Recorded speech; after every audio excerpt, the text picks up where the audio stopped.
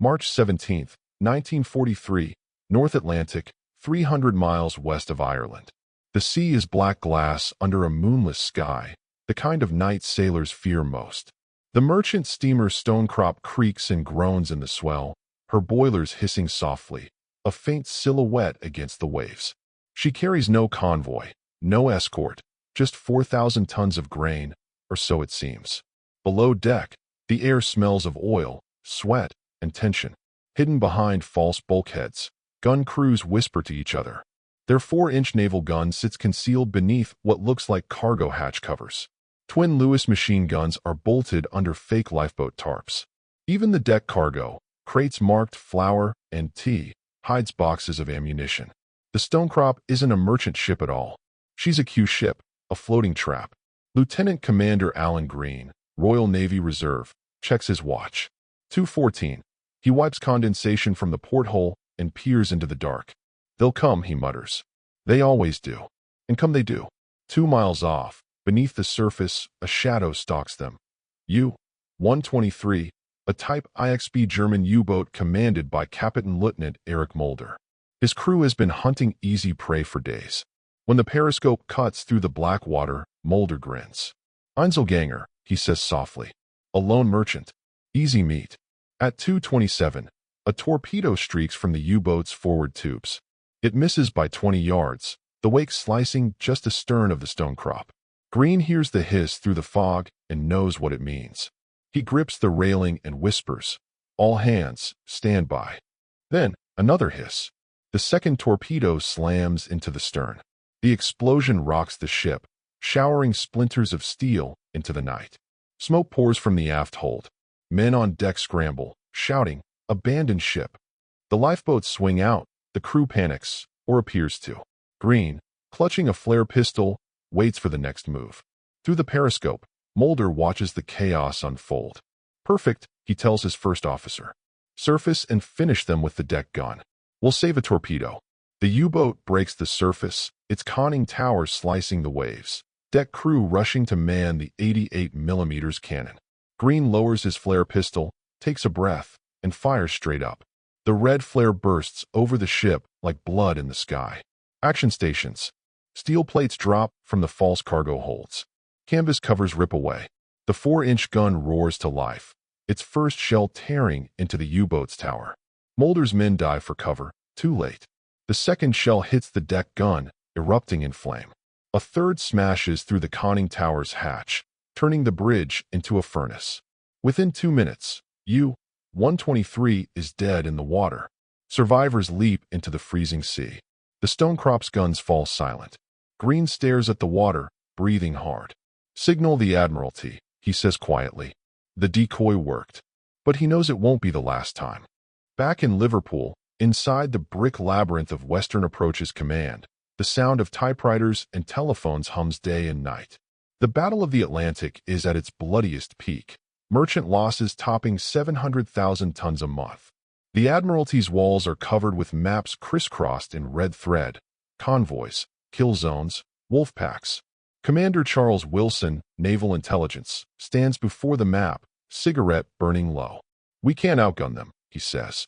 "We outthink them." He points to a photograph of a merchant vessel, the Laconia, sunk without warning. Every U-boat captain believes these ships are helpless. Let's give them something to believe in.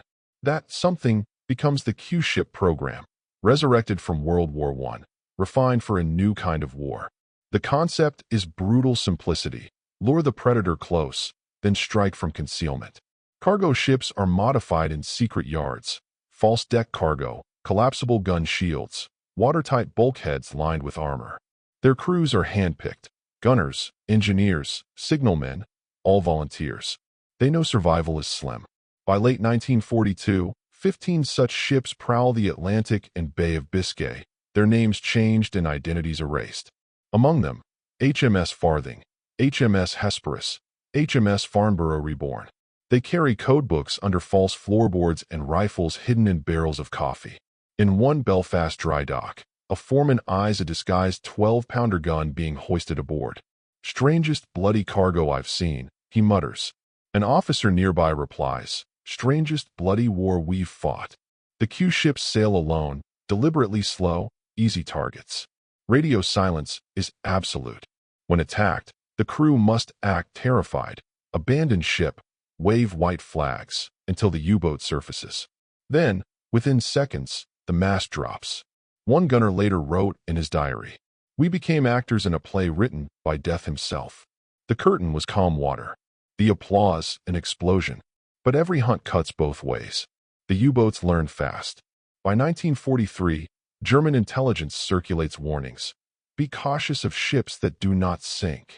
Some captains begin firing from a distance, refusing to surface. Others grow paranoid, seeing traps in every freighter. Yet the Q ships keep sailing, ghosts with teeth. In March, the HMS Lovat meets U-201 near the Azores. The U-boat fires, misses, then surfaces to finish the kill. When her hidden guns appear, it's already too late. Within minutes, the submarine slips beneath the waves, leaving oil and debris. Survivors are fished from the sea.